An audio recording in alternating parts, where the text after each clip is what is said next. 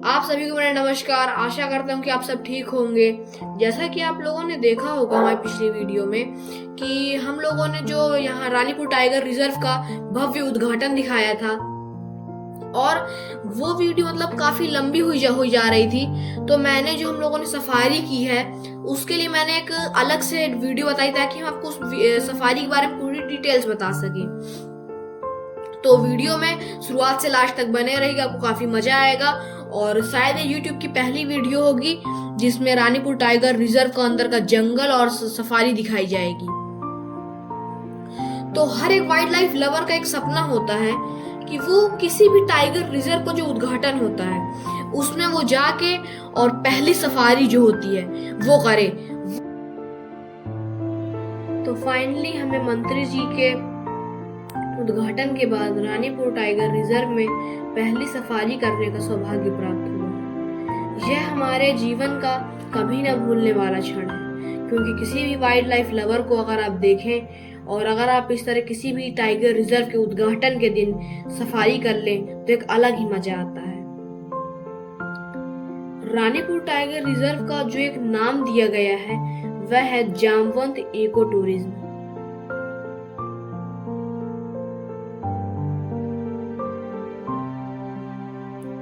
अब मैं आपको जो इसका नाम दिया गया है जामवंत इको टूरिज्म, मैं उसके बारे में और उसकी जो पीछे कहानी है वो आपसे शेयर करना चाहता हूँ। आपने रामायण देखी होगी, उसमें एक जामवंत भालू होते हैं जो वानर सेना में प्रमुख होते हैं। तो यानी जामवंत मीन्स भालू, और यहाँ रानीपुर टाइगर रिजर्व में भालू बहुत मात्रा में है, हद से ज्यादा, इसलिए इसका नाम जामवंत इको टूरिज्म रखा गया है।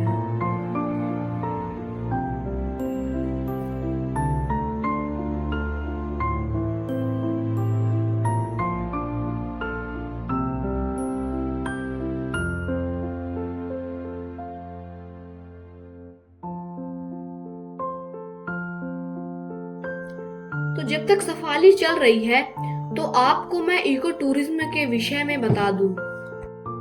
वो मिल गया, देखिए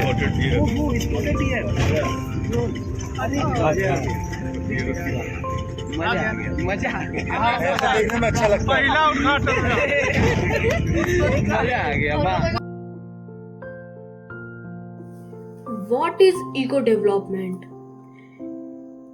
A strategy of conserving ecologically important areas that prevent resulting from a pressurize of the need and activities of people living within and outside the protected areas।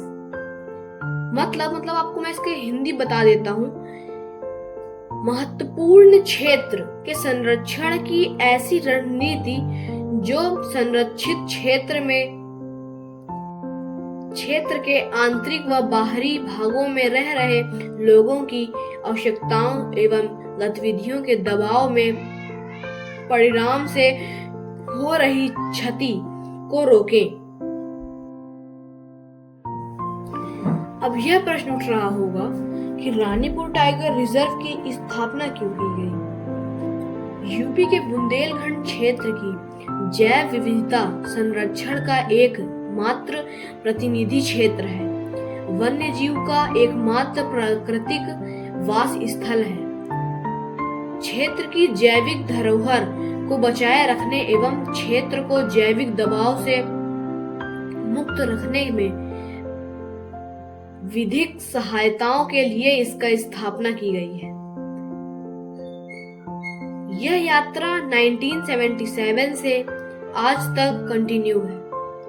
अब जब जंगल की बात चल ही गई है तो कुछ इसके क्षेत्रफल यानी एरिया को भी देख लेते हैं। जब यह कभी रानीपुर वाइल्ड लाइफ सेंचुरी हुआ करता था तब इसका एरिया 233 स्क्वायर किलोमीटर का था। रानीपुर टाइगर रिजर्व बनने के बाद 299 स्क्वायर किलोमीटर का एरिया और जोड़ दिया गया। इस प्रकार टोटल जो इसका एरिया है वो 529 स्क्वायर किलोमीटर का है। जो एक टाइगर हैबिटेट के लिए पर्याप्त होता है। 2022 में रानीपुर वन्य जीव विहार को यूपी का चौथा और देश का 53वां टाइगर रिजर्व घोषित किया गया। 2 साल में यहाँ पूरी तरह से यह बनकर तैयार हो गया। इसकी जंगल सफारी में 4 प्रमुख वन मार्ग उपलब्ध हैं, जिसमें जामवंत इको पर्यटन परिसर किहुनिया मारकुंडी से चौड़ी 13 किलोमीटर, जामवंत इको पर्यटन परिसर किहुनिया मारकुंडी से गेरुआ रोड 20 किलोमीटर।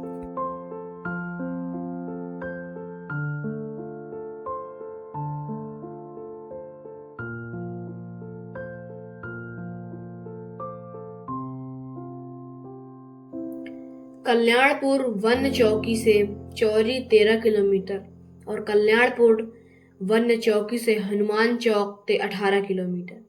यह प्रमुख रूट कोर क्षेत्र में उपलब्ध हैं, जिनमें कई निजी यात्रा के दौरान हमें शाम या देर रात होने पर हनुमान चौकी के घंघोर जंगल में अक्सर लेपर्ड यानी तेंदुआ दिख ही जाता है। यह रूट जिस पर हम चल रहे हैं, आज उद्घाटन के दिन हमें जामवंत इको पर्यटन परिसर किहुनिया मारकुंडी से चौरी रेस्ट हाउस तक ले जाएगा। अन्य रूट में भी थोड़ा काम बाकी है। फिलहाल यहाँ अभी एक ही वाहन सफारी के लिए आज के बाद उपलब्ध होगा, क्योंकि जो यहाँ बाकी वाहन हैं वो यहाँ पे उद्घाटन के लिए मंत्री जी जब आए थे उनके लिए मंगाया गया था। और जंगली जानवर भी यहाँ अभी सफारी के लिए उतने अभ्यस्त नहीं हैं। किसी भी वाइल्ड लाइफ को अभ्यस्त होने में समय तो लगता ही है। जैसा कि आप लोगों ने सफारी के शुरुआत में ही देखा है, जो हम लोग को 2 स्पॉटेड डियर दिखे थे, वो हम लोगों को देख के कितना जल्दी जंगल के अंदर चले गए। यहीं पे अगर आप और टाइगर रिजर्व जहाँ पे बहुत सारे बहुत पहले से वहाँ जिप्सियां जा रही हैं, तो आप वहाँ पे स्पॉटेड डियर्स को देखेंगे तो जैसे दूर रहते हैं तो हल्का वो रुके रहते हैं, अपनी जगह से भागते नहीं है देख के, भले जब वो रोड में आ जाए तो वो देख के भाग जाए। इसीलिए यहाँ कहते हैं कि जंगल के जो जिप्सी है अभी यहाँ के लिए अभ्यस्त नहीं है यहाँ के जानवर। और यहाँ पे ये सब जो घूम रहे हैं ये वॉचमैन हैं।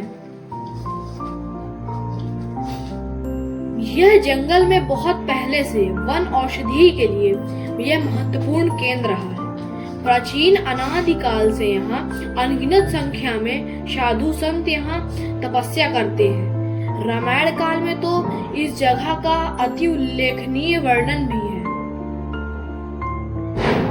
यहाँ का कड़ राममय है। यहाँ प्रमुख वन औषधि में नागर मोथा, भटकटया, बेहड़ा, हर आंवला, बेल एवं शतावर इस तरह की वन औषधियां यहाँ मिलती हैं, जो कैंसर जैसे रोग में भी राहत देती हैं। बात यहीं खत्म नहीं होती। इस जंगल में कलेसर, शमी, गिलोय, तुलसी, लेंटाना, वन तुलसी, जंगली प्याज एवं सफेद मूसली। लेंटाना आज भले ही जंगलों को नष्ट करने का काम कर रहा है, लेकिन एंटीसेप्टिक घाव एवं सर्पदंश यानी स्नेक बाइट के इलाज में इसका महत्वपूर्ण योगदान रहता है। स्थानीय स्तर पर यहाँ बॉक्साइट जैसे बहुमूल्य उपयोगी खनिज भी पाया जाता है। आपने हमारी पिछली वीडियो में देखा होगा, जो इस टाइगर रिजर्व का म्यूजियम है, उसे म्यूजियम ही कहेंगे, उस जगह पे एक पत्थर, बड़ी बड़ी चट्टान टाइप की वहां रखी गई है, उसमें 70% एल्युमिनियम रहता है। गेरू जो आप देखते होंगे गांव में जो कच्चे घर होते हैं, उनमें जो आप बाहर से लाल कलर की डिजाइन होती है, उसमें जो आप देखते होंगे लाल कलर जो पोता होता है, उसे गेरू कहते हैं। लोग अपने जो गांव में कहते हैं, जिसे आप अंदर जाते हैं उसे वहां डेहरी कही जाती है। उसके चारों तरफ एक चौकोर टाइप का पट्टा जैसे उससे गेरू से बनाया जाता है। वह रानीपुर टाइगर रिजर्व के गेरुआ जंगल में प्रचुर मात्रा में उपलब्ध है। खड़िया और हरी मिट्टी यहाँ की प्रमुख मृदा मिट्टी है। जैसे कि आप देखते होंगे, जैसे जिस जगह पे ज्यादा चीज, जैसे ज्यादा मिट्टी जो वहाँ पाई जाती है वो खड़िया और हरी मिट्टी है, इसीलिए उसे वहाँ की मृदा मिट्टी कहा जाता है। इस जंगल में जो प्रमुख वृक्ष प्रजातियां हैं वह अर्जुन, अमलतास, तुरहा, चिरौंजी, कत्था, खैर, बहेड़ा, एवं विजय साल जैसे प्रमुख वृक्ष हैं, जिन्हें आप देख पा रहे हैं। यहाँ पे बहुत मात्रा में है। इन्हें अगर आप यहाँ पे आते हैं तो आपको ये आराम से देखने को मिल जाएंगे। अब आते हैं हम यहाँ पर जीवों के विषय में। यहाँ प्रमुख शाकाहारी जीव में भालू, चौसिंगा, काला हिरण, चिंकारा, चीतल, सांभर, नीलगाय, बंदर, लंगूर, शाही, खरगोश, गिलहरी, जंगली सुअर इत्यादि यहाँ पाए जाते हैं। ये सब यहाँ के प्रमुख जीव हैं। इनके लिए यहाँ की प्रमुख घास परवलंपा, खसखस, मूंज, मुसैल, चिचरा एवं कोदो आदि। हाल में ही कोदो को बदनाम कर दिया गया है, जिसे बांधवगढ़ टाइगर रिजर्व में हाथियों की मौत का प्रमुख जिम्मेदार ठहराया गया है, क्योंकि 29 अक्टूबर से लेके 31 अक्टूबर तक 10 हाथी बांधवगढ़ में मरे हैं, और जब उनका पोस्टमार्टम किया गया तो उसका प्रमुख जिम्मेदार इन्हीं को ठहराया गया। हालांकि मुझको ऐसा नहीं लगता, क्योंकि जैसे मैंने बताया कि यहाँ भी इस जंगल में भी कोदो फसल है, तो यहाँ के जानवर भी इसे खाते होंगे, पर यहाँ के जानवरों के ऊपर ये असर क्यों नहीं कर रहा है? इससे तो यहाँ के भी जानवर खत्म हो जाते। और यहाँ तो हाथी जैसा बड़ा जानवर भी नहीं है, यहाँ तो सब छोटे छोटे जानवर हैं, जैसे मैंने आपको बताया अभी। तो ये तो कहना गलत कि कोदो उनकी मौत का जिम्मेदार है। और कोदो इस इलाके की पहले प्रमुख खेती होती थी, क्योंकि हर एक जगह जो सूखा इलाका होता है वहाँ की प्रमुख जो खेती होती है उसे वो कोदो होती है। यहाँ के प्रमुख मांसाहारी जीव जो इस जंगल में पाए जाते हैं जंगली बिल्ली, बाघ, तेंदुआ, भेड़िया, लकड़बग्घा, जंगली कुत्ता, सियार एवं लोमड़ी है, जिन्हें यहाँ देखा भी गया है। कई बार तो हमें भी राह चलते मिल गए हैं। घने और खूबसूरत जंगल की हरियाली को अपने अंदर समेटे यह जंगल सफारी में लोगों को बेहद रोमांचित करेगा। मैंने देश के कई बागों में सफारियां की हैं, ज्यादातर मध्य प्रदेश के एरिया में किया हूँ। बड़ा खूबसूरत जंगल है। यह जंगल की सुंदरता देखते बनती है। जंगल में सरकारों के लिए, लोगों के लिए तो सीमाएं हैं, लेकिन वाइल्ड लाइफ एनिमल्स के लिए कोई सीमाएं नहीं।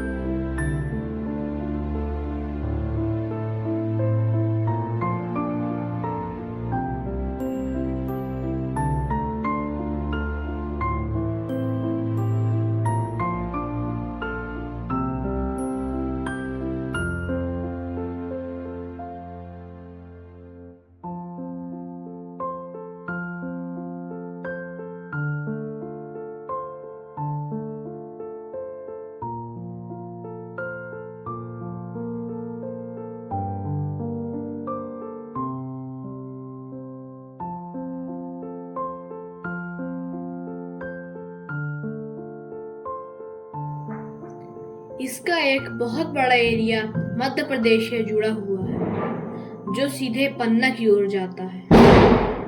और कहा जाए तो यहाँ पर सरकारी आंकड़े में 4 टाइगर दिखाए गए हैं।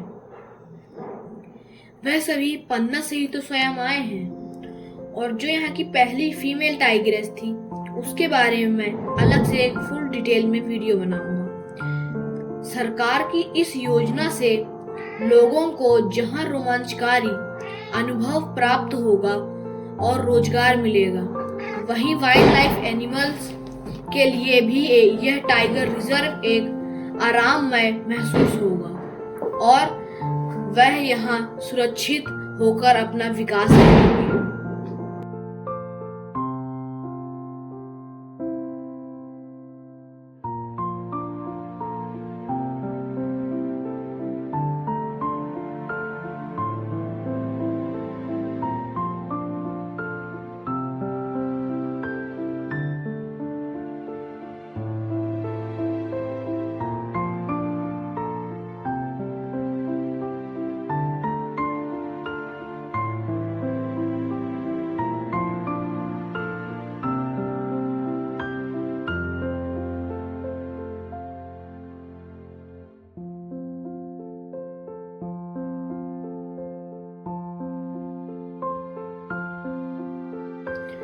अगर अच्छे ढंग से और क्षेत्र के वाइल्ड लाइफ लवर्स के सहयोग के साथ प्रशासन आगे बढ़ेगा तो निश्चित तौर पर प्राकृतिक संपदा से भरपूर यह टाइगर रिजर्व बहुत तरक्की करेगा।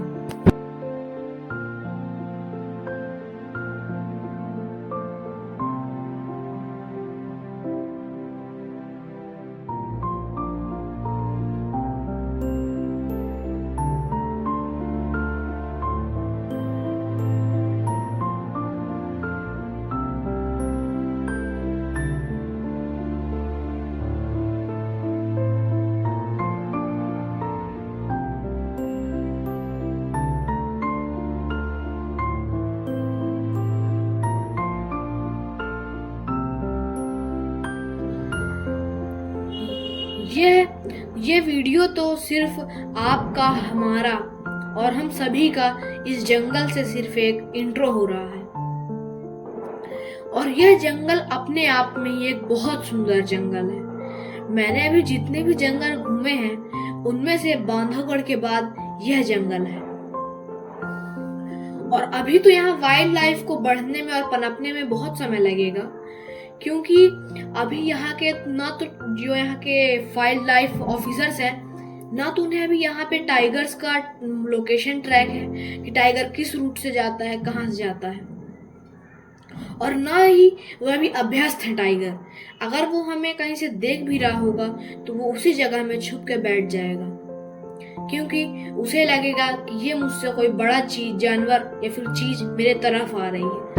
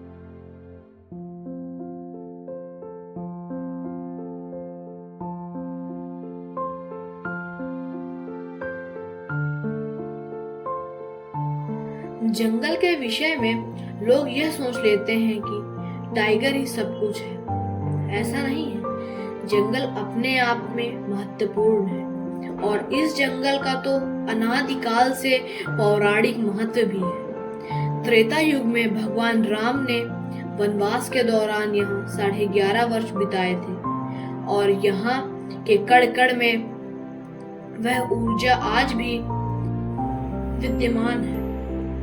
वही शांति इस जंगल में मिलती है। लोगों को भी इसका एहसास होने में तनिक भी समय नहीं लगेगा।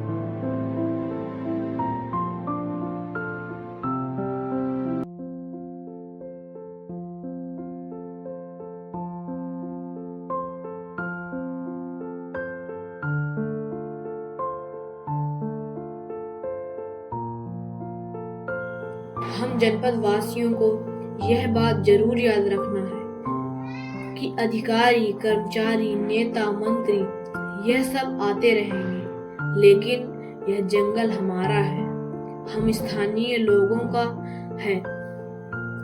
इसलिए पूरे सहयोग के साथ हमें इसके तरक्की में मदद करना है। अधिकारियों के साथ कंधे से कंधा मिलाकर साथ चलना है। मेरे अनुभव से मैंने फॉरेस्ट ऑफिसर्स को बड़ा फ्रेंडली व्यवहार करते देखा है। लोगों के साथ यदि हम थोड़ी भी सहयोग कर पाए तो वह दिन दूर नहीं जब हम इसकी तरक्की बहुत ही जल्द देखेंगे।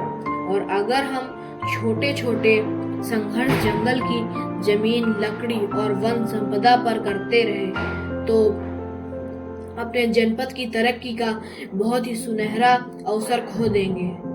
इसलिए मेरी आप जनपद वासियों से हाथ जोड़कर अपील है कि सहयोग और अपना उचित मार्गदर्शन देकर इस टाइगर रिजर्व को फलने फूलने में मदद करें।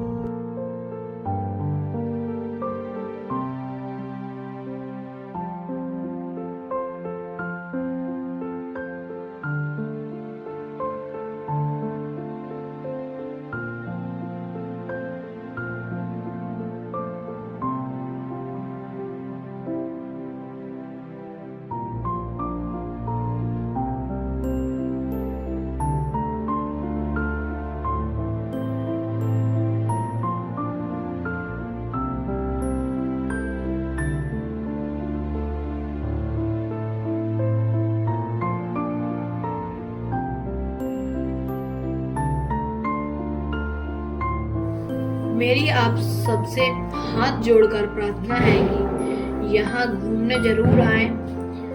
आपको कोई असुविधा नहीं होगी। हम वहाँ आपके सहयोग और मार्गदर्शन के लिए तैयार मिलेंगे, जिसके लिए आप हमें ईमेल के माध्यम से सूचित कर सकते हैं। आज देव उठनी एकादशी है, जिसे हम लोग छोटी दीपावली कहते हैं,